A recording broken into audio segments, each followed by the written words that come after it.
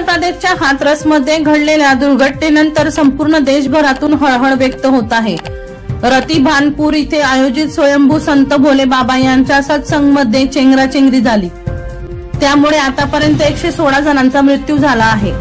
या दुर्घटनेत अनेक जण गंभीर जखमी झाल्याचीही माहिती मिळत आहे। तर आतापर्यंत मृतांचा आकडा 116 वर पोहोचला आहे। जखमींवर रुग्णालयात उपचार सुरू आहेत। अनेकांची प्रकृती चिंताजनक असून मृतांचा आकडा वाढण्याची भीती व्यक्त केली जात आहे। मृतांमध्ये अनेक महिला आणि लहान मुलांचाही समावेश आहे।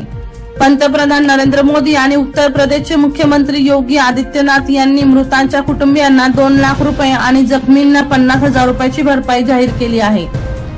हाथरसमध्ये घडलेल्या दुर्घटनेच्या समोर आलेल्या फोटोंनी केवळ उत्तर प्रदेश नव्हे तर संपूर्ण देशाला मोठा धक्का बसला आहे। घटनास्थळी पडलेल्या मृतदेहांचा ढीग अपघातांची भीषणता सांगत होता।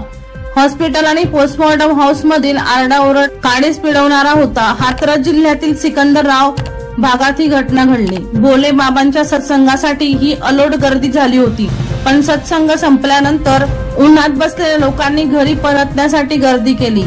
यानंतरचं दृश्य खूपच भयावह होतं। लोक एकमेकांना तुडवून जात होते, एकमेकांवर पडत होते। प्रकाश बोरसे यांचा रिपोर्ट, मानवहित न्यूज, जळगाव।